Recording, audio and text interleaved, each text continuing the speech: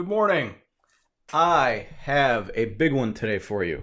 I have a lot of thoughts that I came up with, and I've been seeing a lot of things in the group that I want to talk about. Some things are going to relate to our conversation yesterday we had about watching our reactions to things. We're going to talk a little bit about that concerning a post that's popped up in the group and some reactions I saw in the comments. I want to talk about like a range of things. I'm not going to fluff it up too much. I'm going to get straight into it. From a personal standpoint, in using Define My Day, I've been, I've been in a weird place the past couple of weeks. I found myself really kind of thrashing around last week, trying to put out fires, and just really a victim of my schedule and circumstance with my computer going down and all this stuff, right? And now being on the flip side of it, this week having a schedule that was fairly clear, and I'm now in charge of what I want to focus on again. And I've had the opportunity to do the things that I need to do. We have just a bunch of stuff going on, but now it's just at a better pace, and it's so I've seen both sides of it in a very short amount of time. And we have somebody else in the group, Jennifer, who posted about being sick for a couple of weeks with some severe allergies, and so we're going to talk about like how that gives us some perspective. So we'll get there. Um, the first thing I wanted to talk about, though, there's this meditation that I've been doing on Headspace. It's the self-esteem meditation. Not that I feel like I have a problem, although, I mean, who couldn't use a little bit more self-esteem, right? There's an interesting exercise in this meditation that I'm really enjoying, and it's in the third 10 days of the series where they have you focus on your breathing. And then there's actually, I believe it's a longer period of time where you just let your mind go and go into a bunch of different places or wherever it goes, right? And that's something that's typical in their meditations where you're focusing for, on a visualization or whatever for a period of time, usually almost the whole time. And they're always constantly trying to bring you back from wherever you might be and bring you back to that focus, that mindfulness. And at the end, they say, okay, let your mind go. And when that happens, usually there's like maybe a lull, maybe there's like nothing. And then there's like a rush of thoughts. It just kind of carries me away until I, open my eyes, whatever. In this particular meditation, there is this constant like focus on your breathing for a time. I believe it's only like a minute or two. And then just let your mind go. And it's almost like breathing in a way, like you're doing that back and forth like 3 or 4 times. And what I've been finding, one, I've had some great ideas during the let your mind go period, but also, and I think this is the most important part for me right now, is that when I come back to the breathing, it's some kind of a struggle to get back to that focus again on the breathing, breathing in the start of the breath, following it, and all the way down to the bottom, like all that. That's hard to focus on. But what I've found is that as I've had a thought, I've said to myself, he'll give me time to have that thought later. And that for me was almost like, whoa. So I can say that anytime. We let our minds run away, right? We let our minds go down a road, whether we're thinking about drama or we're just worrying about something or we're being anxious about something. Understanding that right now is a time for this focus or this thought, I'll have time to have this other thought later. And while I sort of knew that, I mean, I've known it for a while, right? I don't know that I've ever had a thought like that this clearly. So I can have the thought that I need to have right now. I can focus on what I need to focus on right now. This thought that keeps creeping in is okay. I can focus on that later. That's for me, like knowing it, but actually experiencing it, two completely different things. So feeling really good about that thought, and that's something that I'm going to be taking away and keeping in my mind as I do anything here in the future. We'll have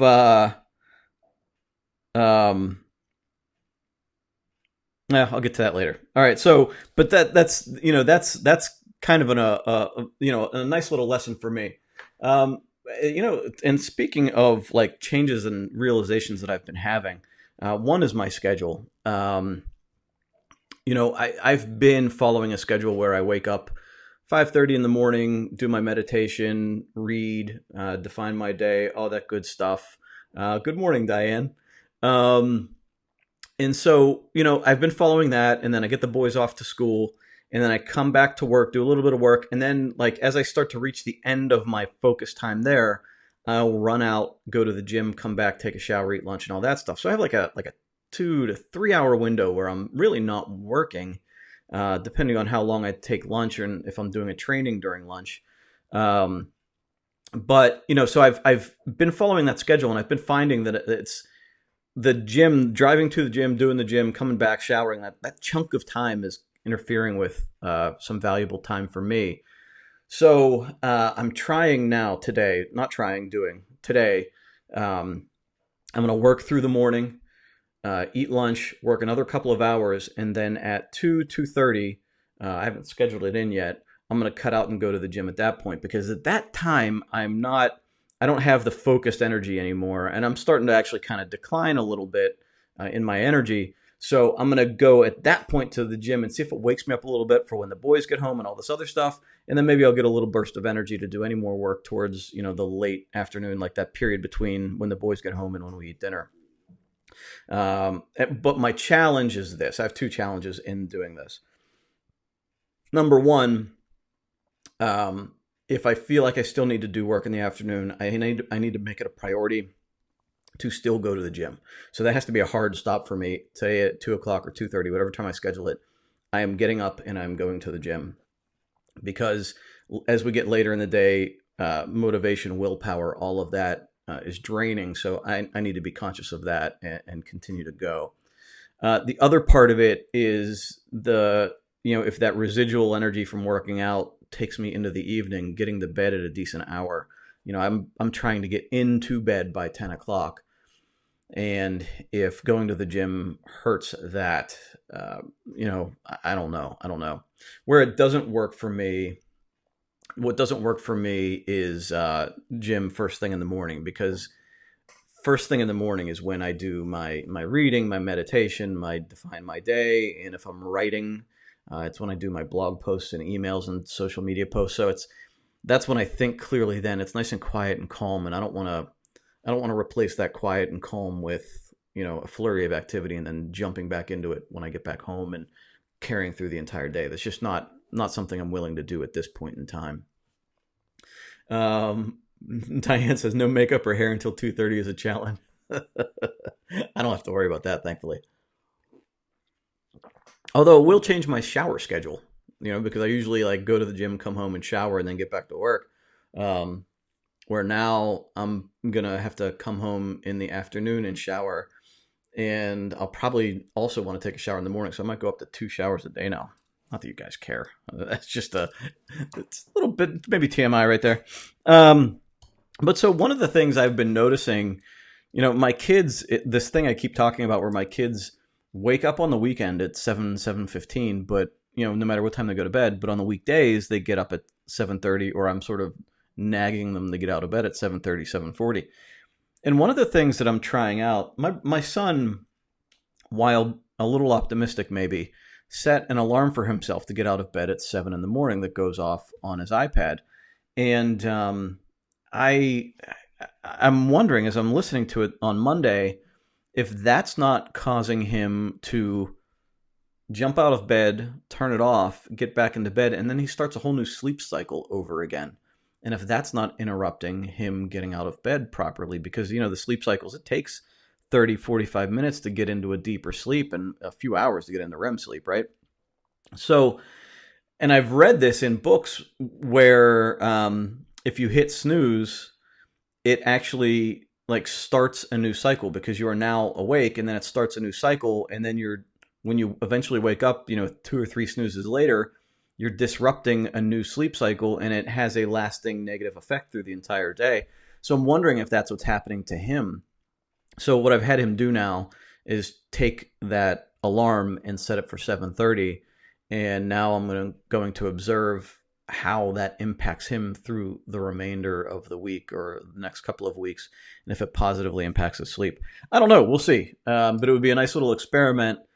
Watching his energy levels and his ability to wake up in the morning and all of that sort of thing. It would be sort of proof about what I've read. So, because you never know. I mean, everybody has advice on what's right and what's wrong, and you never know what's exactly right. All right, so now I want to get into some serious talk here. So the first thing I want to talk about, and the first one's actually not too bad. It's Jennifer in our group was sick for a while with. Actually, I guess she narrowed it down to allergies. Where's my mouse? Where are we at? And she says, during that time, she really didn't keep up with Define My Day. And was just kind of like, it's sort of where I was. I was sort of fighting to survive last week. And so I might not have been, in as focused as I'd want to be. But what she did find was that not following the process as tightly brought her a sense of calm. And she wants to now bring that sense of calm to the process now that she needs to get back to doing business. And I think that's incredibly important. So my belief in this entire process and in the flexibility, the beauty and the flexibility of it is that, you don't have to, you can make it as difficult or as light as you want. You can write down priorities like, call 10 customers, sell $10,000 in product, finish project, a project every day. You can have lofty goals if you want to crush it and go that hard.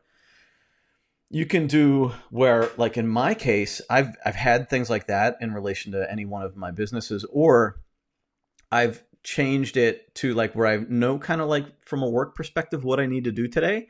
And my priorities have been just reminders to stay healthy, stay calm, stay centered, pay attention to my boys at the end of the night. So I've had different seasons in how I've used this process myself. And you'll find you'll go from hard charging one day or week or month to another one where you just got to take a breather and remember to, not that you're working any less, not that you're working any less or not working as hard, but that you're still working, but you're taking the focus time and placing it in an area to stay healthy for yourself. And so you can play around with it and see what works for you. And there are going to be many times when you can combine it and do both. Priority one might be me. Be healthy, eat well, exercise, stay centered, whatever that needs to be. And then priority two can be, finish my work project, contact all these people, do this task, wrap up this task. It can be a little bit of both. So the overall, the story with this is, make sure you're taking the time, and this is where the journaling comes in and the self-assessment. Make sure you're taking the time to analyze your progress and observe your feelings and observe where your energy is going and observe where your attention is going and observe, what's going right and wrong. And the more time you spend doing that, and I'm not saying more time like you need to spend hours doing it. I'm saying give yourself 5 minutes. At the end of the day, give yourself 5 minutes to just reflect on how things went for you, and even over the past couple of weeks. And you can make adjustments similar to how I'm making adjustments with my schedule. Look, I understand, I need that calm, focused time in the morning between 5:30 and 7:30. I also understand that going to the gym at 10:30 or 11 o'clock in the morning is cutting into some valuable focused work time that I could use. So now I'm going to give myself a different perspective, start, shifting my gym time to 3 or 4 hours later in the day and see how that works out. You might not have that luxury. You might have an 8 to 5 job or an 8 to 6 job, and you're stuck within those boundaries. But you can still play around with the schedule on the front end or the back end. And you can play around even within your day as far as when you check email, when you take phone calls, how you handle your focus time within your day. And you can play around with, what your priorities are. So play around with it, observe yourself, understand that there is no perfect way to do this for anybody. I can't come in here and say to you, you need to do it this way, because for you, it might not work. You have different levels. We talked about it the other day, right? We have different levels of ability in many different areas, and you might need to work on some things and capitalize on other strengths. I have other things I need to capitalize on and other things I need to build up and work on. So give yourself the opportunity to go, in a different direction if you need to. There's no reason to feel judgmental about it. And I think that's a big thing I see with a lot of people, especially newcomers, is that they judge themselves based on how much they did or did not do. It's not about that. We're not judging ourselves in any way here. We're trying to figure out how to improve. Whatever improvement looks like for you. Improvement might be financial, improvement might be social, it might be emotional. Whatever it is for you, it's okay. Go through the process of setting your intention and reviewing how your progress was. Like what went with it. God, I wish I could have said that so much more eloquently. That's something I need to work on, right? I mean, you just can't be perfect with any of this. You're going to mess up. And, you're going to feel bad about where you put your time, and you're going to feel bad about the progress you've made. Don't hold on to it. You just realize, okay, I messed that up. I'm going to do better tomorrow. And then do better tomorrow. Experiment, be a little playful with it. It's okay. This is not a process to be like, oh, I'm going to crush it. Like, you can do that. You can have moments like that. I have moments like that. But you don't need to live in that space. You don't need to live. It just can be a moment. It can be a season.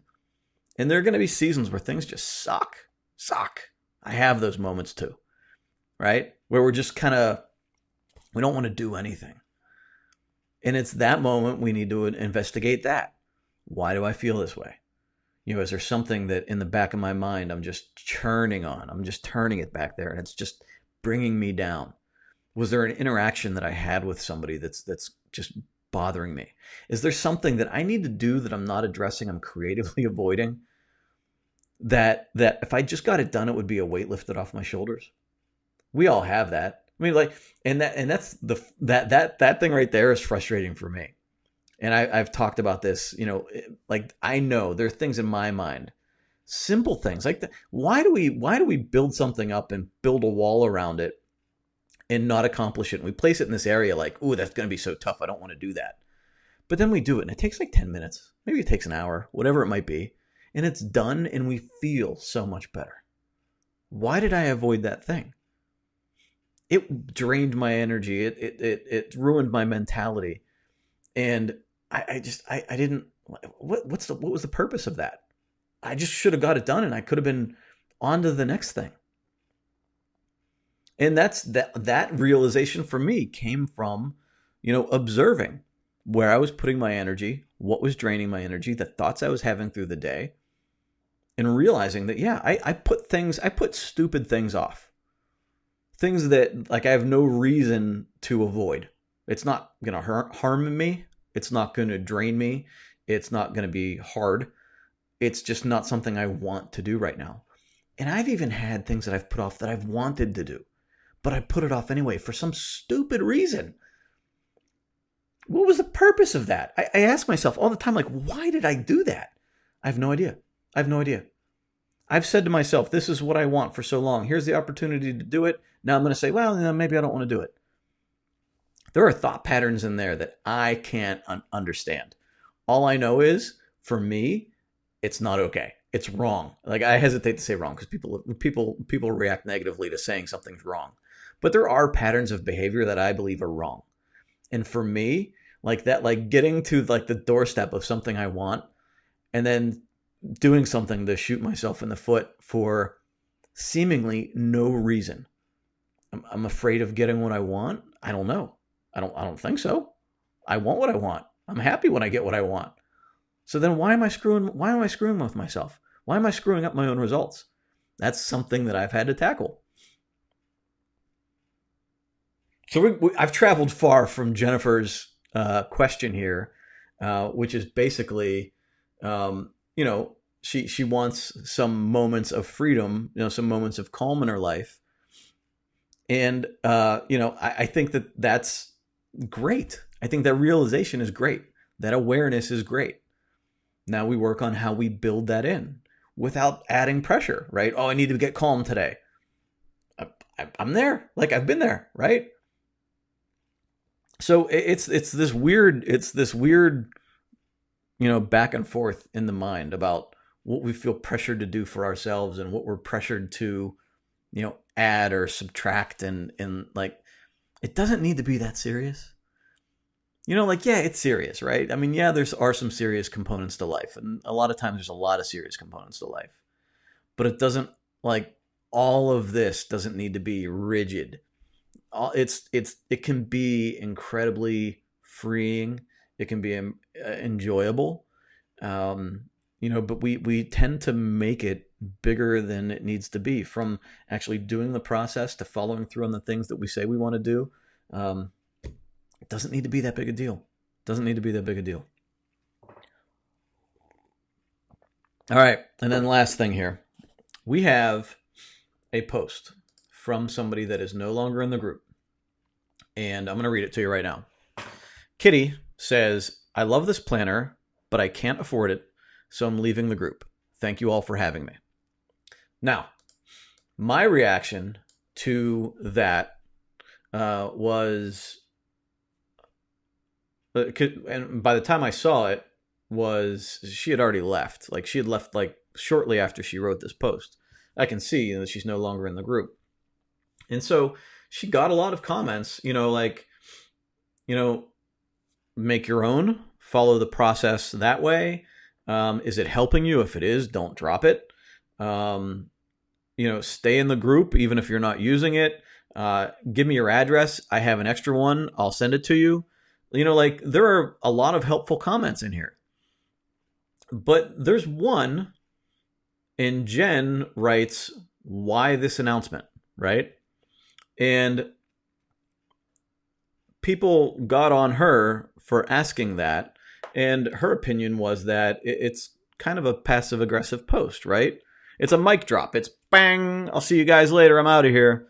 It's that, like, I've seen memes, like videos where people are like, if we acted on Facebook, or if we acted in real life how we act on Facebook, like every time we leave a room, we're going, I'm leaving! See you later! I'm never talking to you people again! Right? That's what this is. Okay? And I understand that people want to help. Kitty probably needs support. She probably needs help. And in my opinion, Jen's actually spot on with this. It is a passive-aggressive post. It is, and her question of why this announcement, look, I know a lot of people, you don't like conflict. A lot of times people don't want to be challenged, right? And that's not the purpose of this group. Like, this group, I don't want this group to be a feel-good group. This is not about me making you feel better about yourself wherever you are. This group is about accountability and being the best you possible. And a lot of times there's hard truths in that.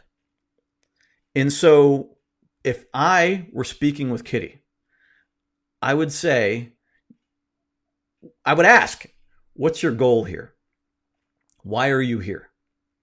If your goal is to, like, in this, I love this planner. You're stating, I love this, but I can't afford it. Okay, that's a valid concern.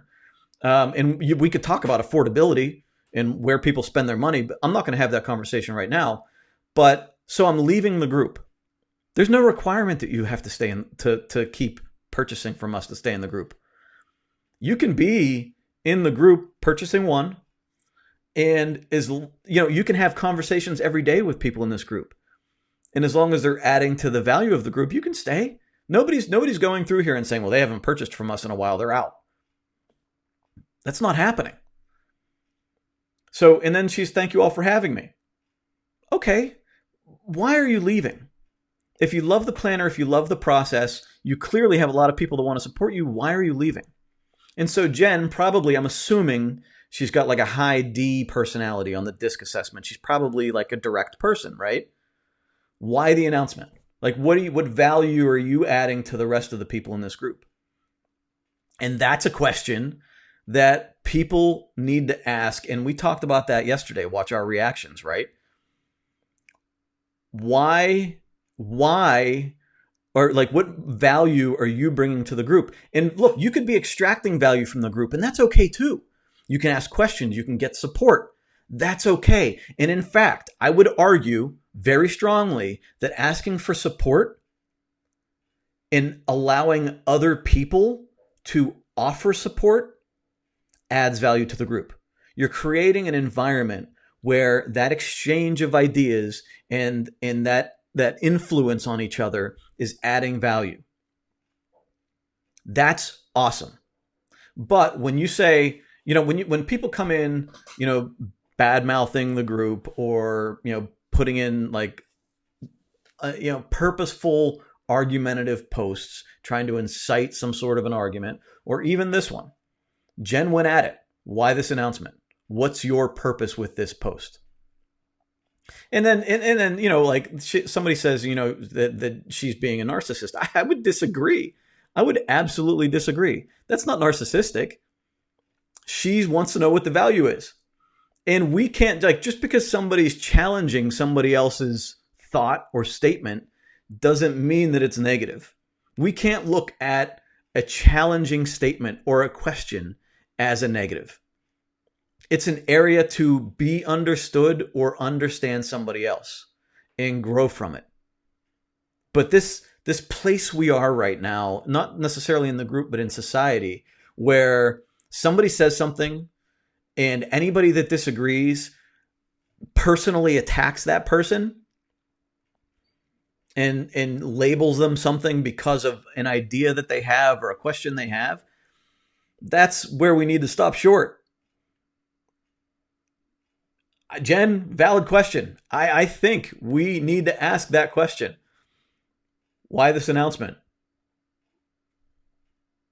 And then, like, Regina, who has since left the group now also because apparently of this debate, Jen, probably for support or gratitude, and gratitude, why ask? And so if it were support and gratitude, Kitty wouldn't have left, right? Like you see, and that is passive aggressive, right? If you're looking for support, ask for it. Don't throw out a comment like this. If she would have stayed, it's still passive aggressive. But, she left the group, so she's not even looking for support. She just wants to throw a stick of dynamite. Not that this is actually that strong, but we know that type of person, right? They throw a stick of dynamite and then walk away. And usually they get enjoyment in watching people react to it. But sometimes they just walk away knowing that they've started something, right? Or knowing that they took their little pound of flesh. So, I appreciate and I love the support that she got. There's a lot of people in here commenting, I understand you. I understand it's money that maybe you can spend on something else. But if it's helping you, there are ways to get the support and what you need from it. Like I love those comments. But like it doesn't need to get to the point where we start attacking each other. There's no purpose in it. And I think, again, Jen, I go back to what you said. I get it. I don't think that it's something that you should have to defend yourself about. You're asking a question, why the announcement? And there are some valid answers that you get there. But what it seems like, you're direct, right?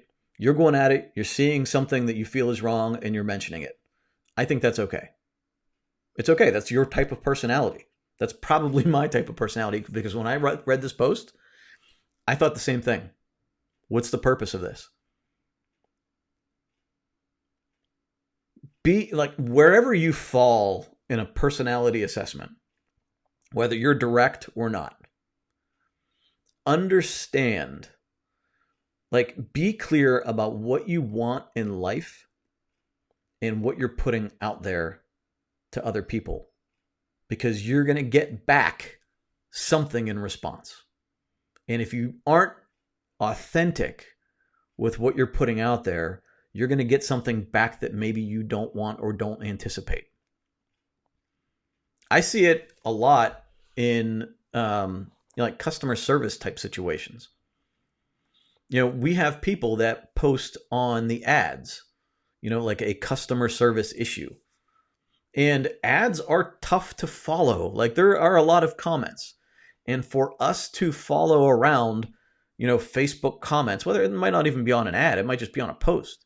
For us to follow around Facebook comments and respond to all of them, things fall through the cracks.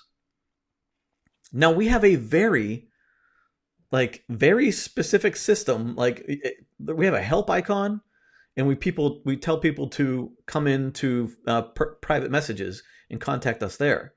And we have a system to how to triage like customer support issues. And so we had somebody last week commenting on ads. I didn't get one of the books that I ordered, all caps, that I paid for, like screaming at it.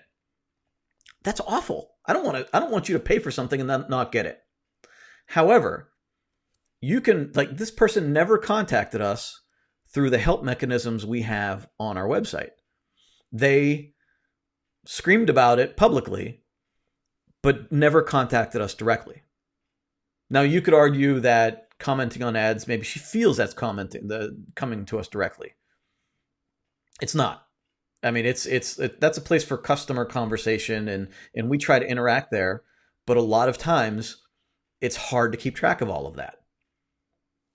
There's a help button on almost every web page we have. You click that, you get help. And so if your goal in writing or saying something is, I didn't get what I need, or I didn't get what I ordered, can I please have that? Well, absolutely. We'll send it to you right away. See how short that is, that conversation? But when you say, I ordered these, I didn't get what I paid for, and you make it like this thing, well, now it's much bigger, right? Now it's public. Now it's much bigger. Now maybe other people are involved. And now we're going, we'll get it right to you. I mean, there's no problem here. I'm sorry. Didn't mean for that to happen. We made a mistake, and we'll get it out to you. But like, if we have to chase somebody around, try to find their Facebook post, like if one of our employees sees it, and then we have to go back and try to search through all the Facebook posts that we have and find it, like that's a long process. If your goal is to get that book, like, then there's a more expedient way to do that, and this is relatable. This is something that's clear because it just happened to us.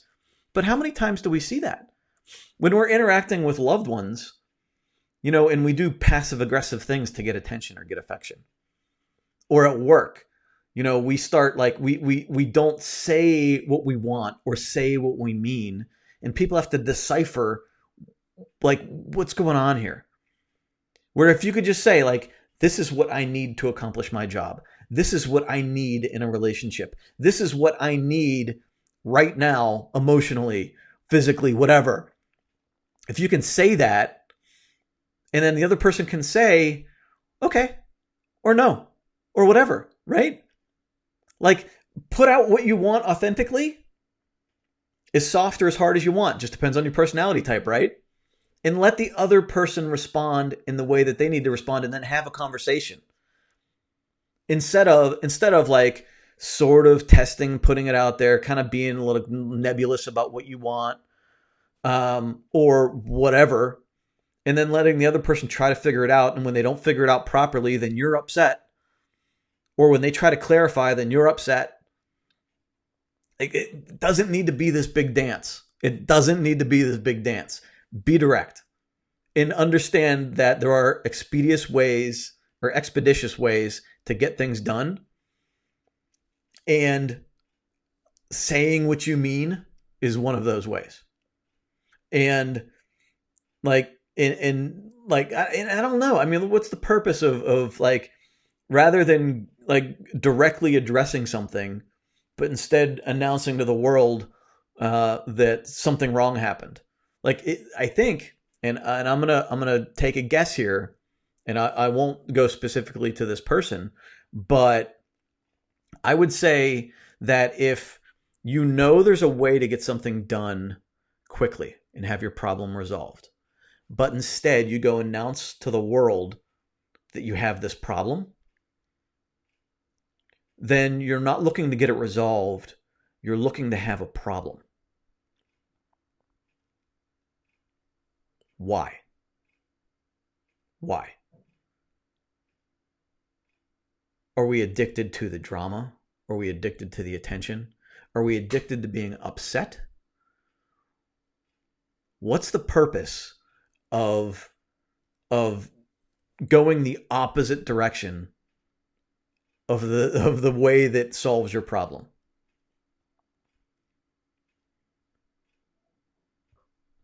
I think about that.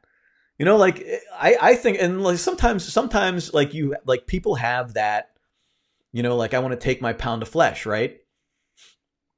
People have that, I want to hurt this person because I feel hurt myself. Rather than saying you hurt me, you say, well, now I'm going to hurt you, right? Rather than saying, hey, Walmart, I didn't get this in my order, you go out and tell everybody how bad Walmart is. Well, did you want the order, or did you want to have something to complain about and talk about how bad Walmart is, right? Your boss didn't give you proper direction on a project. So do you complain about your boss, or do you go in and say, hey, Tom, or hey, Susan, I need stronger direction here. I need to know, what am I trying to do here? What do you need from me? But it's so much easier to go complain about it. Oh, my boss sucks. I know. I've been there as a business owner.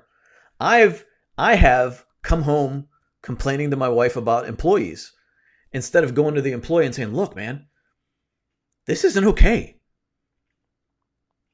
I know what this is all about. Like if I really wanted to accomplish something by getting my employees on the right track, I would have come to them and said, "Wait, man, all right, hold on, let's readjust here, right?"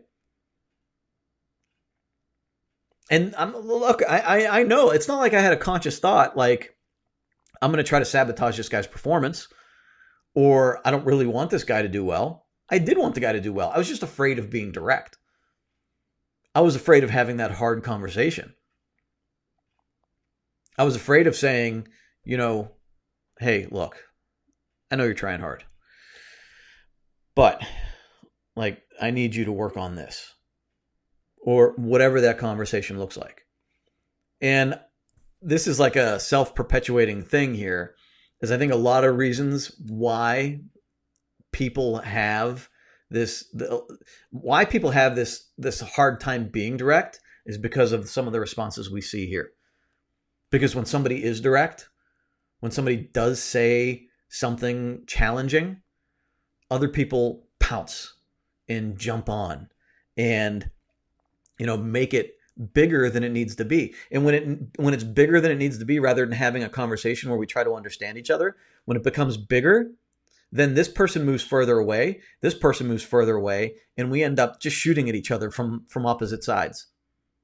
Think of the political spectrum right now, right? Being in the middle right now sucks. Being in the middle sucks because you have extremes on both sides. And if you don't, you can be middle leaning one way or the other and agree with 90% of what an extremist says on one side, but just because you don't agree with one point, they automatically classify you in the other group. So you're like, well, I don't want to be over there. So then you move more extreme, right? We can't be like this forever. It is damaging us. And I'm not saying that we can fix everything right now, but it starts in the relationships and the conversations we have between individuals, between ourselves in this user group. Say what you mean, be open to other people's feedback, think before you react, and instead respond with curiosity, with understanding that somebody else has another point of view that you might actually benefit from. And when you do that, even if the other person is completely wrong, if you just take a moment to stop and seek to understand, right? If you take that moment, you grow just a little bit.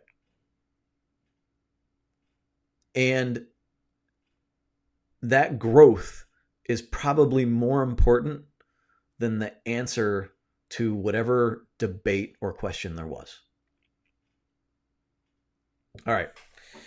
That's it for me today. I know this has been a long session. I see a couple comments real quick. I want to say hi to everybody. Hey, Kathy. Yeah, that's why you stay in this group, for the accountability and to challenge yourself. I appreciate that. And that's the goal here. This group is not to make you feel good about yourself through propping you up with like feel good stuff, right? And we all need motivation, we all need positive affirmations, but this is about you being healthy and loving yourself long term. That involves finding your blind spots. That involves, understanding that other people have different opinions and other people have different viewpoints, and that's okay. Learning to interact together in a normal way is a priority. It should be a priority for everybody. And people can have hard conversations. We don't need to get into the point where we attack people. Jackie, you're back and ready to go. Awesome. That's awesome. Good morning, Anna. And Anita, you're not late. I was actually late. I got off to a late start today because I knew this was going to be longer and I didn't want to cut it short mid-sentence or mid-thought. So, Anita, don't feel bad. This will be available as a replay as soon as I finish here. So I appreciate you joining me in the first place. Thank you. All right, I'm going to get going. We have a lot of work to do today. I appreciate you all joining me, and keep it up. Keep up the good work. I'll talk to you soon.